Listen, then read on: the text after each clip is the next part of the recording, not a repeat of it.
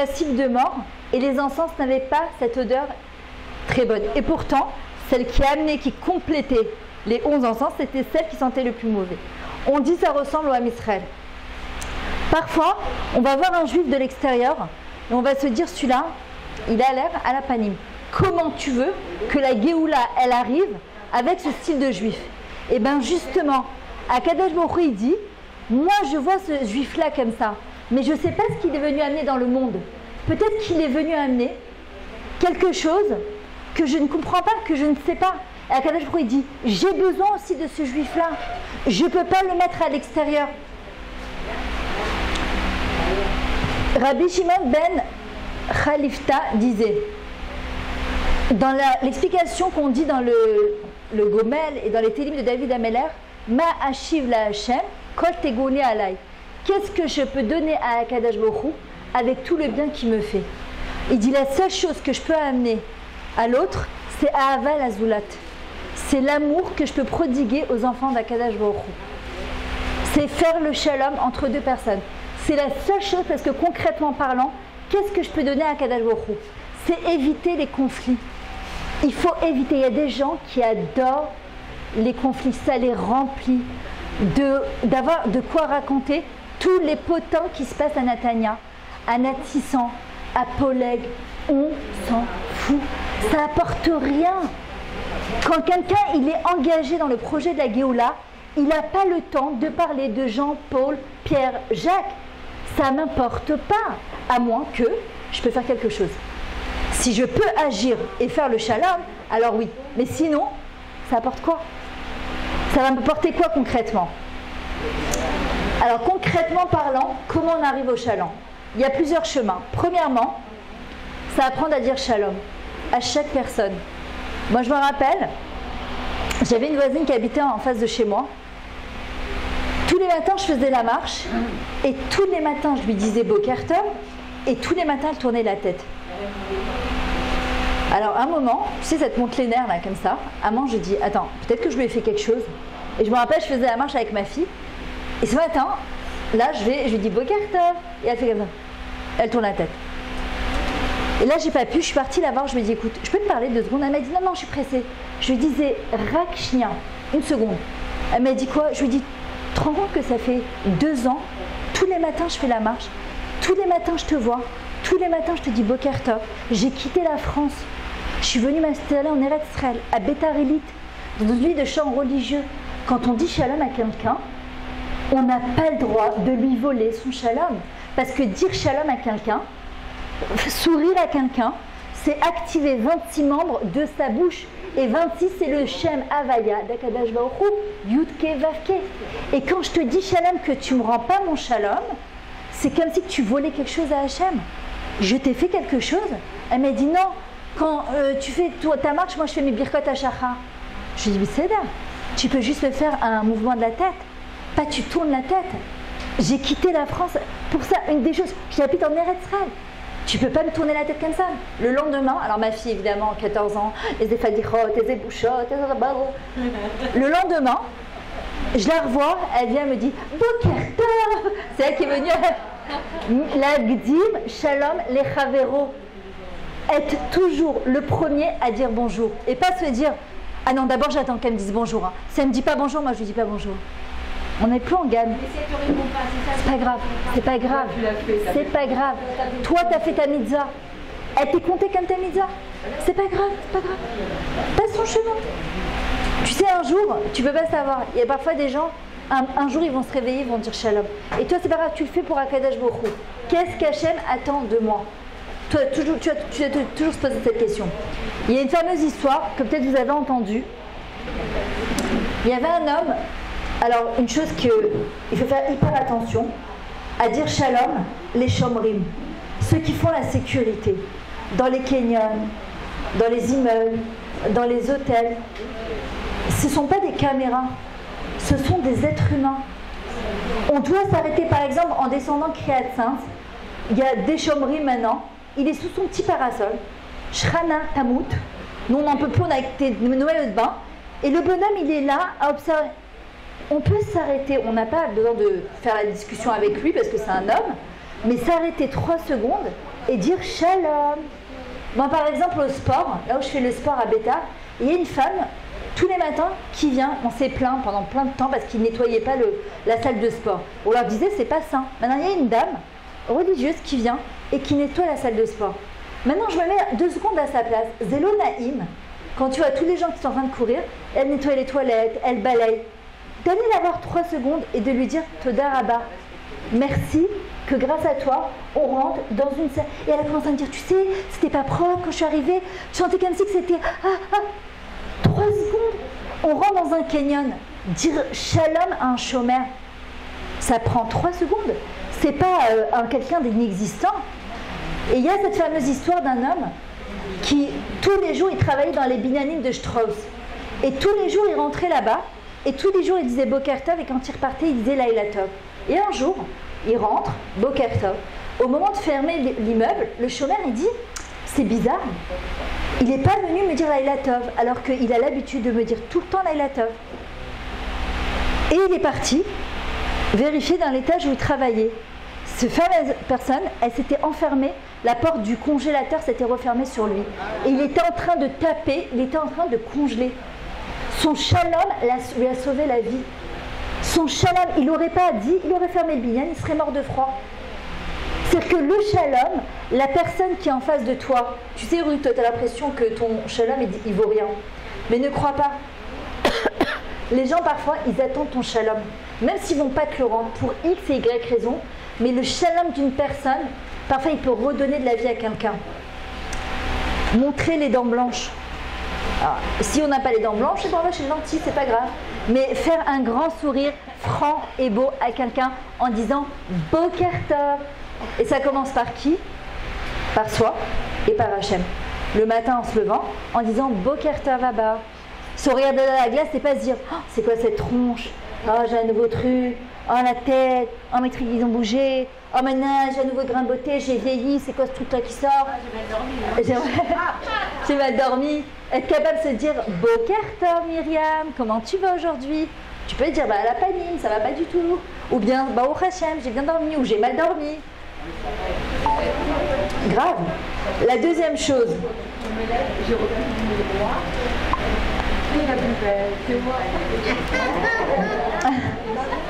La deuxième chose, Hachem, écoutez ça parce que c'est incroyable. Salut Marguerite. La shtika. Comment on arrive au shalom? Hachem, Tolé, Eretz, Al-Blima. Akadosh Baruch Hu fait tenir la terre, écoutez bien ce que je veux dire.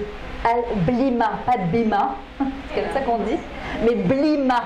C'est quoi Blima? Livlom, quand on conduit, c'est freiner. Quelqu'un qui est capable de freiner sa bouche. Ça ne veut pas dire qu'après, si tu es en marloquette avec quelqu'un, que tu ne dois pas aller la voir et discuter. Mais sur le moment, être capable de se taire. À ce moment-là, une personne qui est capable de faire ça, le Rav Kaneski l'avait dit, tu peux demander tout ce que tu veux. Parce que c'est tellement dur. Et de le faire surtout pour Akadosh Baruch Hu. Moi, je sais que c'est ce qui m'aide. Quand parfois j'ai envie de crier ou de m'énerver, je dis Hachem, je le fais pour toi. Pour le shalom, c'est lui shalom. Et des fois, tu as envie de répondre, tu dis Hachem, c'est que pour toi que je fais ça. Parce que si ce n'était pas pour toi, tu as juste envie de répondre. Hachem, au même moment, il dit que le monde entier, il tient que grâce à ton silence. Tu sais ce que c'est? D'éviter les conflits. Le monde entier ne tient que grâce à cette capacité de se taire, de faire fermeture éclair. Pour le moment, je me contiens. Parce que ce n'est pas notre nature. Parce que c'est difficile. Mais ça veut dire que j'ai cette capacité aussi de voir un petit peu plus loin et de me dire, je me tais pour arriver au shalom. Et après, je serai capable de dire les choses à froid et pas à chaud. Et en général, tu récoltes des meilleurs résultats plutôt que de dire les choses sur le coup de l'impulsivité et qu'on sait très bien que les résultats ils sont catastrophiques. Troisième point, Dai la vikurim. C'est quoi un vikour? C'est une dispute. Ça s'écrit vi, vai, koar. C'est quoi le koar? La force. Vai, wai, c'est va, c'est le ribo. Arrêter, c'est quoi un vikour? De se lier par l'autre à l'autre par la force. J'aurai le dernier mot. C'est comme sur un rond-point. Ça t'énerve parfois quand il y a des gens qui te doublent alors que tu as la priorité. C'est énervant. Quand il y a des gens qui te font des queues de poisson, mes béhémètes, c'est énervant. Mais est-ce que ça va changer quelque chose à la face du monde? C'est un fou qui rentrait à 250 km/h. Oui, mais j'ai la priorité. Génial. Je vais le doubler. Qu'est-ce qui va se passer, que Dieu préserve? C'est Katlani. Ok. Mais c'est pareil. Parfois, avec les mots, c'est pire qu'une claque. Parfois, les mots, c'est pire qu'une claque. Non, mais je veux avoir le dernier mot. Il y a un dicton qui dit comme ça, si tu veux être heureuse, ne cherche pas à avoir raison. Ne cherche pas à avoir raison. Si tu veux être heureuse, ne cherche pas à avoir raison. On ne peut pas être sadéquette et tzodéquette. Troisième point, une chose qui aide à arriver au shalom, les daber benachat. Apprendre à parler doucement. Le Rambam, il vient, il nous dit Titnahek tamid, les daber kol varecha benachat, lechol adam ou bechol et ou bazé tinatzen minakas. Ça veut dire apprends à parler de manière calme à chaque personne et à chaque instant. Pas qu'aux étrangers, c'est facile aux étrangers. Ton mari, à tes enfants, à ceux qui t'énervent le plus, parlez calmement. Pourquoi? À partir du moment où je lève le ton, en général, on part dans tous les sens. Par exemple, parfois, il y a des maris qui disent à leur femme « Je t'en supplie, mais arrête de crier ». Et la femme, elle répond « Mais je crie pas !» Ou les mères qui disent à leurs enfants « Mais je comprends pas pourquoi vous criez !» en hurlant. Il y a quelque chose qui ne tourne pas. Si les enfants, ils disent à leur mère toute la journée « Arrête, maman, de crier, je t'en supplie, mais pourquoi tu cries ?» Et la mère, elle dit « Mais je crie pas !» Et le mari, peut-être que je m'enregistre une demi-journée pour voir comment je suis à la maison des maîtres. Des fois, on ne se rend pas compte. Et parfois, le ton de voix, il est insupportable. Comme une perceuse. À un moment, si je vois que plusieurs personnes, et mes proches en particulier, me disent que je crie toute la journée, peut-être qu'il faut que je fasse un changement dans ma manière de parler. Et la Torah vient te dire, tu veux être calme, les daber benachat. Ne lève pas le ton. Et tant qu'on n'a pas levé le ton, les choses, elles arrivent à garder leur shalom. Cinquième point, Mila Tova. Être capable de dire un mot gentil. Ça amène le shalom. La critique, la bicorette, ça vient du mot kar, la froideur, et c'est les mêmes lettres que kever, enterré. À force de dire à quelqu'un, t'es pas bien, t'es pas bien, t'es pas bécédère, t'es pas bien, t'es pas bécédère, t'es pas bien. Comment tu veux qu'il arrive à une harmonie à l'intérieur de lui, ou d'elle, et aussi à l'intérieur de moi-même? Pareil pour moi-même, pour arriver en shlemout par rapport à moi, si je me dis toute la journée que je suis pas bien, je suis pas bien, je suis pas bien, je culpabilise, j'arriverai à rien. Une mila tova, le mot mila, ça vient du mot yahalom, c'est un diamant. Être capable de dire un mot gentil à l'autre. Hachem, il a créé le monde avec la parole, il l'a détruit avec la parole. Le Beth Amikdash, il a été détruit entre une dispute entre Kamsa et Bar Kamsa pour un truc débile. Débile, ça a commencé d'un truc débile. Et je veux vous dire, toutes les histoires en général, elles commencent par un truc débile. C'est des conflits débiles qui n'ont pas et après, ça prend des proportions. Mila Tova, être capable de dire un mot gentil. Il y a marqué sur la chette Raïl, Torah Chesed Aleshona. Elle a une Torah de Chesed sur sa langue. C'est-à-dire que quand une femme, elle ouvre sa bouche, il faut qu'elle ait des mots gentils. Il faut des mots de Torah, des mots de tendresse, des mots de douceur, des mots d'encouragement. Sixième point, comment je vais arriver au shalom? Les stakel à la chénie ba'in tova. Regardez l'autre avec un œil positif. Le mois de Tammuz, c'était le mois de la Re'iyah. Chaque mois correspond à une partie du corps, la manière dont on regarde et on interprète les choses. Le mois de Av, ça correspond à l'œil gauche de la Shrina. La manière dont je vais interpréter les choses, avec Midat Adin ou Midat Chesed. Attention, reste avec nous. David Amelach dit Mi ha'ish et Chafetz Chaim Ohev Yamin Lirotov. Qui est l'homme qui désire vivre dans ce monde-là? Parce qu'il y a des gens qui vivent, mais ils te disent c'est le Gehinnom sur terre. Par contre, quand je vais arriver à 120 ans, je vais avoir mon Gan Eden. Hachem ne dit pas du tout, ma chérie. Tu vas faire en sorte que ce monde ce soit un Gan Eden pour pouvoir avoir le Gan Eden là-haut. David Amelech, il dit tu veux vivre bien dans ce monde et dans le monde futur? Ohev Yamin Lirotov. Re'iyah, Re'eyutke, cherche Hachem dans chaque situation. C'est quoi l'irot? L'echapes et atov. Pour voir le bien, il faut que je cherche le bien. C'est pas quelque chose de naturel. Il y a marqué Sof Maaseh Bemarshava Trila. Comment l'action elle arrive? Par la pensée. Comment je critique quelqu'un? Comment je me dispute? Comment je m'énerve? Tout se passe là d'abord. Quand on te dit Liot Besimcha, être heureuse, Besimcha Lachon Marshava, c'est la pensée.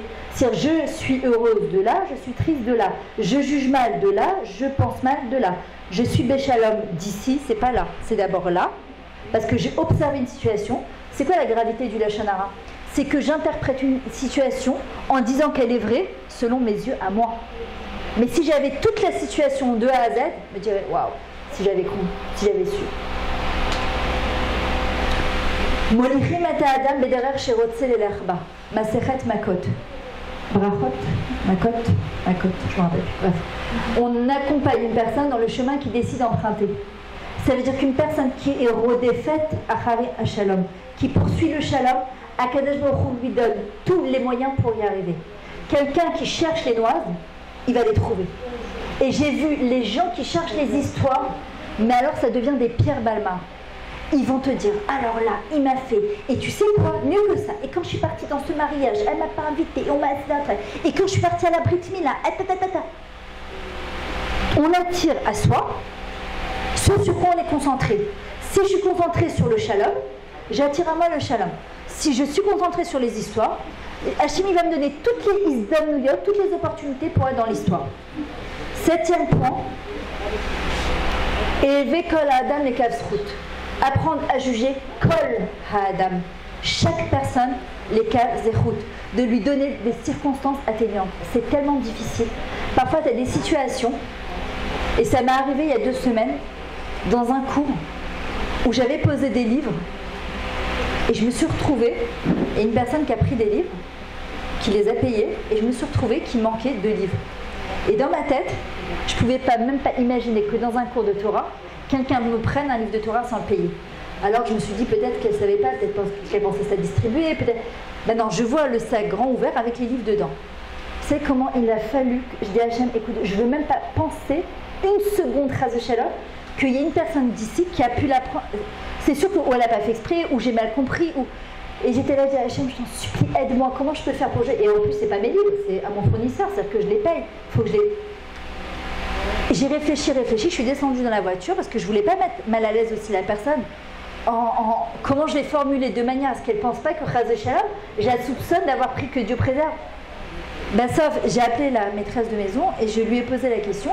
Et en fait, la fille, elle m'avait dit, voilà, j'ai pris cet argent et je t'ai donné plus, le reste c'est pour la tzedaka.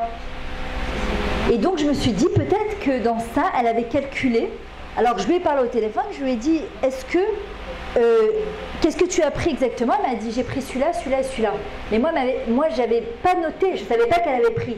Et j'étais sûre d'avoir posé 2 livres et je revois maintenant la scène. En fait j'en avais posé qu'un parce que j'ai retrouvé le 2e dans l'autre sac que j'avais. Et j'ai dit à Hachem, je ne veux même pas penser une seconde que Chas Shalom, mais vous savez comment c'est dur? Vous savez ce qui se passe dans la tête au même moment? Et tu te dis non, c'est pas possible. Et à Kadosh Baruch Hu, vous savez pourquoi il nous met dans des situations où parfois on est obligé de la donner Kafsrout? Parce que nous-mêmes, on sera menés à être jugés par quelqu'un d'autre. Quand quelqu'un il apprend à juger positivement l'autre, quand quelqu'un il va vous voir dans une situation comme ça m'est arrivé la dernière fois, je suis allée à Tel Aviv donner un cours et je voulais aller aux toilettes et c'était le seul restaurant qu'il y avait dans le cours. J'en pouvais plus, il fallait que j'aille aux toilettes et je dis au bonhomme, s'il vous plaît, vous avez des toilettes? Il me regarde, il me dit, vous avez un kissou sur la tête? Je dis alors? Il dit, on est ouvert Shabbat et on vend du cochon. Et il me dit, j'ai peur qu'il y ait un problème de marathon. Je dis, d'où il sort celui-là maintenant? J'ai dit, hein? Oui, mais normalement tu peux pas rentrer dans un endroit comme ça. Quelqu'un qui me voit avec un kissouille, et je sors avec un sac, imagine de là-bas, ils disent, j'ai vu Myriam et Todi rentrer dans un magasin ouvert Shabbat manger du cochon. Ok? Maintenant moi, je suis obligée de juger les casse-croûtes d'une personne, d'abord pour elle, parce que demain je serai amenée à être dans une situation où quelqu'un va me voir et il va être obligé de se casser la tête pour me juger favorablement. Et le Baal Shem Tov, il dit, comment tu juges en bas, tu es jugé de là-haut. Donc j'ai tout à gagner à me casser la tête. Et si j'y arrive pas, j'ai Hachem, aide-moi, prête-moi tes lunettes, fais quelque chose pour que me transformer ma manière de voir les choses. La même chose qu'une fois, un Shabbat, à l'hôtel, au pied de l'orage, il ne voulait même pas me laisser passer, pour aller aux toilettes. J'ai dit, ne vois pas, demande, laisse-moi passer. Je ne pouvais plus.